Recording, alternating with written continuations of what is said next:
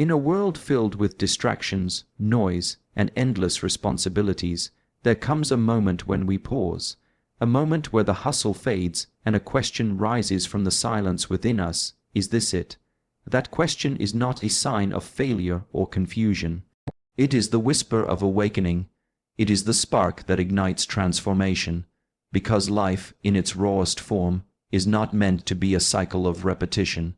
It is meant to be lived with depth, clarity, and meaning. We all want to change our lives for more peace, more health, more purpose, but change doesn't come from more information.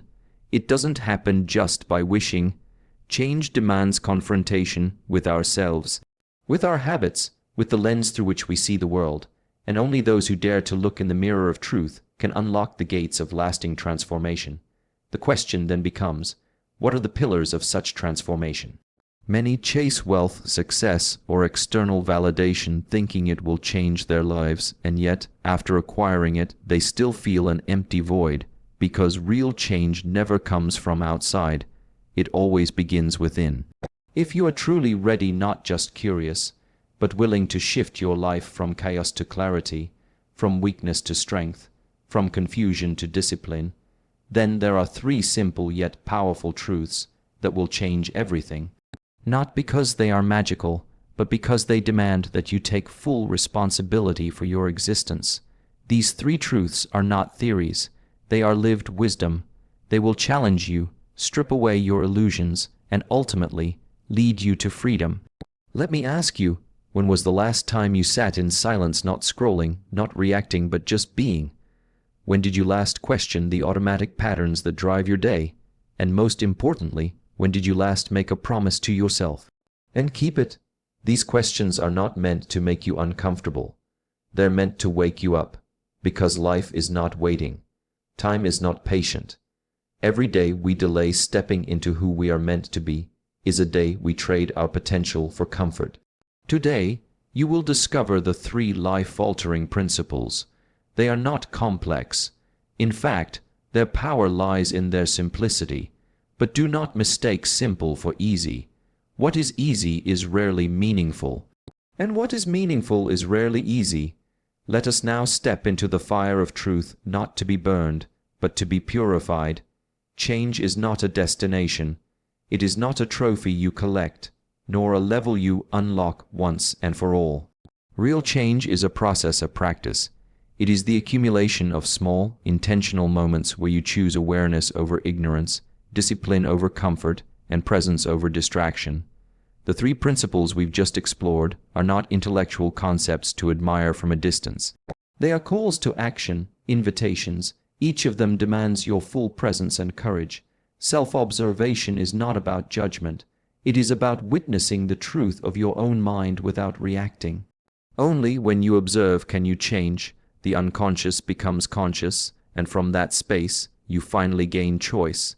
As long as you live unconsciously, you will remain a prisoner of your patterns, no matter how much you want to be free. Discipline is often misunderstood. It is not punishment, it is devotion, the act of honoring the future version of yourself, even when the present version wants to quit. Discipline turns wishes into reality. It is the difference between a life that is accidental and a life that is intentional. Letting go, perhaps the hardest of them all, is about releasing the weight you were never meant to carry. Old stories. Past hurts, expectations. When you let go, you create space, and in that space, your real self can breathe. Letting go is not giving up, it is rising above. Many people will live their entire lives avoiding these truths. They will stay on the surface, numbing, consuming, reacting. But you are not meant to live on the surface. You are not meant to be a leaf blown by the wind. You are meant to be rooted, centered, alive. The transformation that awaits you is not out there. It's already within you. These principles are simply mirrors, helping you see what has always been possible. The warrior within you, the monk within you, the creator within you. You don't need a new year. You don't need the perfect moment. You need this one breath, this one choice, this one commitment to begin. The path will not be easy, but it will be worth it. And when the storms of life come, as they always do, you will not be shaken. because you will know who you are. You will stand grounded in the unshakable strength of a mind that observes, a heart that surrenders, and a spirit that never stops growing. Let this be the day you stop waiting. Let this be the day you begin. Your life will change, not someday, not soon now. To begin transforming your life, there is one practice that is often overlooked, and yet it holds more power than any external achievement or technique. That practice is self-observation, not in a casual or surface-level way, but with depth, intention, and brutal honesty. The ability to observe yourself, your thoughts, your emotions, your behaviors without immediately reacting or judging, is the first door you must walk through if you ever want to master yourself and your life. Most people live their lives on autopilot. They wake up and immediately reach for their phone. Their minds are filled with tasks, complaints, worries, and noise. Then they move from one distraction to the next, never truly aware of why they feel what they feel or do what they do. They respond to life reflexively like a machine rather than consciously like a creator.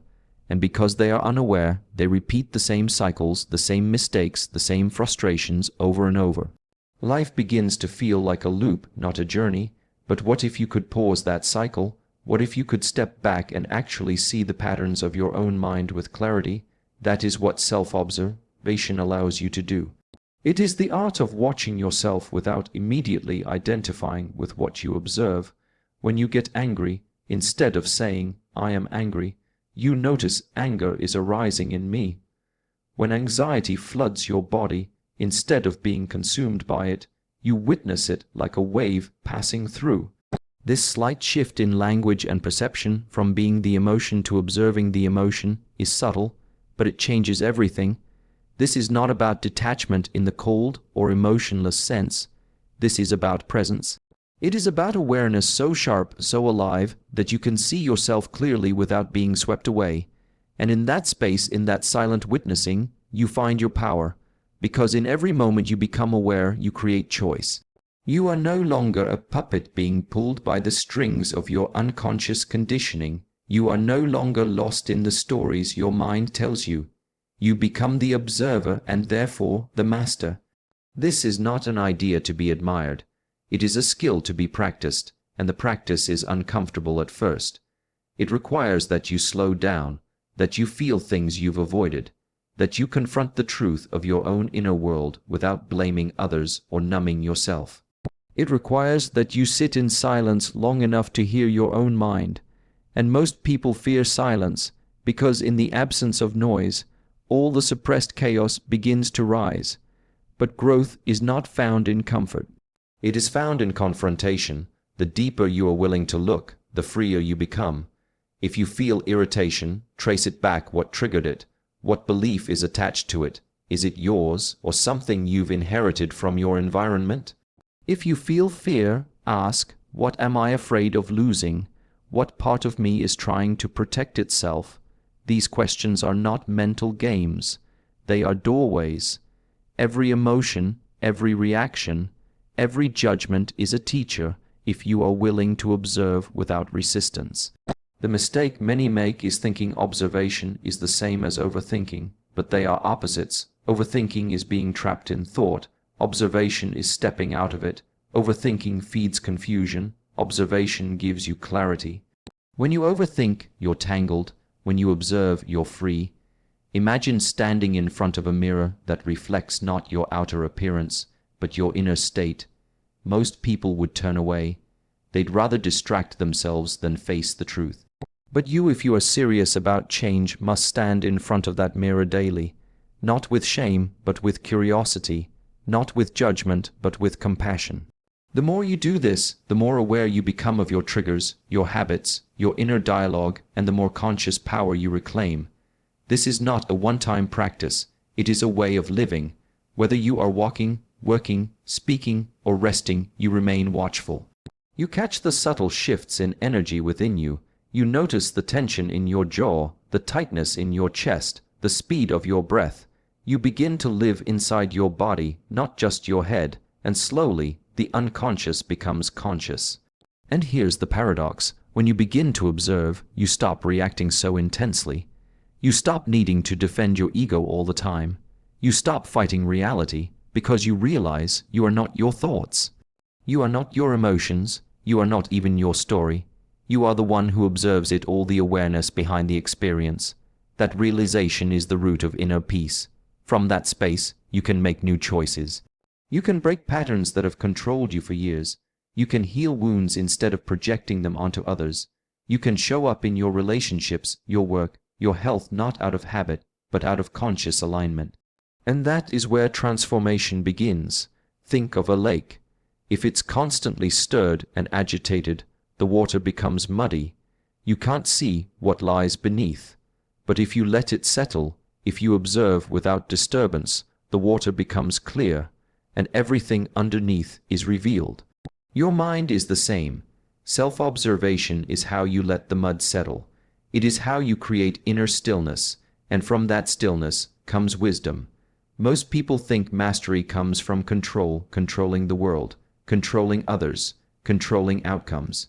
But true mastery comes from understanding, and understanding only arises through observation. When you understand your mind, you don't need to fight it. When you understand your triggers, you don't get controlled by them. You respond rather than react. You choose rather than repeat. And perhaps the most beautiful part of all this is that the more you observe yourself, the more compassion you develop. You stop being so hard on yourself. You see your patterns not as flaws, but as echoes of past pain. You begin to forgive, and in that forgiveness, in that self-awareness, you not only change your life, you change your presence, and your presence becomes healing to yourself and to others. So begin today, even now. Watch the breath as it moves through you. Watch the thoughts as they pass like clouds. Just watch, no judgment, no analysis, just presence, because self-observation is not something you wait to master. It is the very path to mastery itself. Discipline is a word that often carries the weight of obligation, pressure, even punishment. It conjures memories of strict routines, external control, or relentless demands. But true discipline, the kind that transforms, is something entirely different. It is not born out of fear or force. It is born from clarity, from a decision so deep, so rooted in who you want to become, that no distraction, no mood, no delay can stop it. It is the bridge between the life you live and the life you are capable of living. Without it, potential remains potential, unused, untouched, wasted. The truth is, no one accidentally becomes strong. No one stumbles into excellence. Every great human being you admire, every peaceful mind, every powerful soul, they are all sculpted by discipline, not once, but daily, and not just in big visible acts, but in the quiet, often unseen decisions that build identity, brick by brick. Discipline is not a cage, it is freedom, because without discipline, you are a slave to impulse. You are at the mercy of every fleeting emotion, every craving, every distraction. When you lack discipline, you wake up with good intentions but end the day with excuses. You let moods determine action, and over time, your life becomes a patchwork of regrets. The workouts skipped, the goals delayed, the promises broken, especially the ones you made to yourself. But when discipline enters your life, even in small doses, everything begins to change. You no longer wait for motivation to arrive. You act regardless. You become the kind of person who doesn't negotiate with laziness, who doesn't explain away every failure, who doesn't chase comfort at the cost of purpose. Discipline becomes your inner compass. It doesn't silence your emotions, it rises above them. You feel tired, but you still move. You feel doubt, but you still show up. You feel fear, but you still act. That's the power of discipline. It teaches you to lead your feelings rather than be led by them. And here's the truth most people avoid. Discipline is uncomfortable at first. It forces you to confront resistance. It makes you say no to short-term pleasure in service of long-term value. It demands repetition when novelty has worn off. It demands structure when the world encourages chaos. But through this discomfort, you don't shrink. You sharpen, you build inner armor, the kind of armor that doesn't harden your heart, but strengthens your spirit. There's a simple pattern to all great change: clarity followed by commitment, sustained by discipline. Without discipline, even the clearest vision fades, even the best strategy gathers dust, because clarity is only potential, commitment is only a declaration, but discipline is the execution. It is the action that brings everything else to life. A goal without discipline is just a wish. A plan without discipline is just a dream. You can study all the books, write all the affirmations, make all the vision boards, but if you cannot get up and follow through, none of it matters. The real secret is this: discipline is not something you find. It is something you build.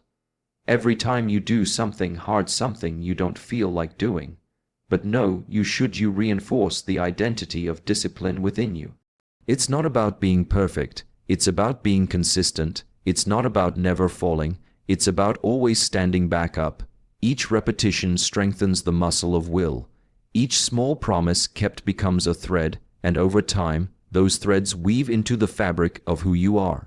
And it starts small. Discipline doesn't demand huge changes overnight. It begins with keeping your word to yourself, waking up when you said you would, moving your body even when it's easier to lie down, reading instead of scrolling, finishing what you started. These are not glamorous actions, but they are sacred, because every act of discipline is a signal: I can trust myself. And that trust becomes your foundation. One of the most painful realities is when people lose trust in themselves, when they say they'll change but never do, when they set goals but abandon them halfway. Over time, they stop believing in their own word. They feel lost, frustrated, stuck. But here's the key: trust can be rebuilt, not by talking more, not by thinking more, but by showing up again and again and again, even when no one is watching. Especially when no one is watching. Discipline is deeply personal. It's not about living like a monk or turning into a machine. It's about aligning your actions with your values. It's about choosing what matters most over what feels easy right now. And ironically, the more disciplined you become, the more free you feel, because you're no longer controlled by urges. You're no longer waiting for external circumstances to be perfect. You live from the inside out. And people notice, not because you preach, but because your presence changes. You radiate strength, not loud strength, quiet, steady, unshakable. You start to carry yourself differently. You stop seeking approval because you've earned your own. You stop needing validation because you've proven to yourself that you can trust your own choices. You become dependable not just to others, but to yourself. There's a fire that grows inside you when you honor discipline. It's not the fire of burnout, it's the fire of direction, a focused flame that lights your path, no matter how dark the road gets, because life will challenge you, you will get tired, life will knock you down. But discipline is the part of you that gets back up, that says, I don't feel like it, but I do it anyway, that says, this is who I am now. And you will begin to realize that success, real success, is not built on intensity. It's built on consistency, not on massive, rare actions, but on small daily ones repeated until they're part of your DNA. You don't need to do extraordinary things every day. You just need to do the ordinary things with extraordinary consistency. The path to mastery, to transformation, to a life you are proud of it, is paved not with perfect moments, but with disciplined ones. It is not a matter of talent. It is a matter of training. It is not about motivation. It is about structure. It is not about waiting. It is about beginning now. So make the choice, not tomorrow, not someday, now. Choose discipline. Choose effort over excuses. Choose progress over perfection. Choose to become the kind of person who follows through. Because when discipline becomes who you are, nothing can stop you, not failure, not fatigue, not fear. You become the architect of your own future. And that is the highest form of power there is. Letting go is one of the most misunderstood and underestimated powers in human life. It is often seen as weakness, as giving up, or as passivity. People associate letting go with defeat, the absence of fight, the loss of control. But in truth, letting go is not the end of strength. It is the beginning of a deeper, quieter, and far more enduring strength. To let go of attachment, of pain, of control, of the illusion of permanence is not to lose. It is to free yourself, to rise, to breathe, to finally become light enough to move forward without dragging the past behind you. We are born into this world already holding on. As infants, we clutch for survival. As we grow, we begin to grasp for identity, for recognition, for approval. We hold on to beliefs passed down from others, expectations society places upon us, fears we inherit, and disappointments we collect. The mind is sticky. It clings to memory, to trauma, to stories, to what should have been. And slowly, layer by layer, we weigh ourselves down with what is no longer useful, no longer real, no longer ours. But we don't question this weight. We carry it because we think we must. We carry resentment because we believe justice must be served. We carry guilt because we think we deserve punishment. We carry attachments because we fear emptiness. We carry control because we're terrified of uncertainty. And all the while, we wonder why life feels so heavy, why peace feels distant, and why we keep repeating the same emotional patterns even when our surroundings change. Letting go is the decision to stop feeding what drains you. It is the sacred act of choosing presence over the past. When you let go, you are not erasing your experiences. You are allowing them to become complete. You are letting life move. Energy must flow. What is no longer true, no longer necessary, must be allowed to fall away. Trees let go of their leaves each autumn, not because they are broken, but because it is time to grow again. And we are no different. What does letting go look like in a real life, lived moment to moment? It is choosing not to argue with reality. When something happens, it happens. The past cannot be undone. Holding on to how it should have been is a form of suffering we inflict on ourselves. When someone hurts you, the wound is real, but holding on to that pain for years, replaying it, defining yourself through it, that is the chain. Forgiveness is not approval of wrong. Forgiveness is the refusal to allow the wound to continue dictating your life. Letting go of control is perhaps the most terrifying, yet liberating, act of all. We are taught to plan, to predict, to prepare for every possible outcome. But the truth is, life is not within our control. You can prepare, you can influence, but you cannot control how others behave, how the world shifts, how tomorrow unfolds. Clinging to the illusion of control only leads to anxiety, fear, and disappointment. Letting go means you act with intention, but release your attachment to results. You learn to trust not the outcome, but your ability to face whatever comes. And then there is the letting go of identity. We all carry stories about who we are. I'm not good enough. I've always failed. This is just who I am. But those stories are not truths. They are interpretations, formed in moments of vulnerability, repeated until they become scripts. But you are not your story. You are not your past. You are the awareness beneath all of it. Letting go means loosening your grip on who you think you're supposed to be, so you can become who you actually are. Not by effort, but by surrender. Not by force, but by allowance. People think holding on makes them strong, but it is letting go that demands real courage. Anyone can grip tightly, anyone can cling, but it takes bravery to release your hold and trust that you will not fall. You do not fall, you rise above the emotional fog, you rise above the outdated versions of yourself. You rise above the stories that were never really yours to begin with, and what remains is light. Stillness, peace, letting go is not a one-time event. It is a continuous practice. Every day, the mind will try to attach again to worry, to regret, to bitterness, to craving. And every day, you gently return to stillness. You return to now. You release again and again, like the ocean tide. Letting go is rhythmic, and the more you practice it, the easier it becomes. Not because life becomes easier, but because you become more spacious, more open, more free. And yet, letting go does not mean detachment in the cold sense. It does not mean becoming indifferent or emotionally numb. Quite the opposite. Letting go allows you to feel more, not less. When you release what is false, what is heavy, what is outdated, you make room for presence.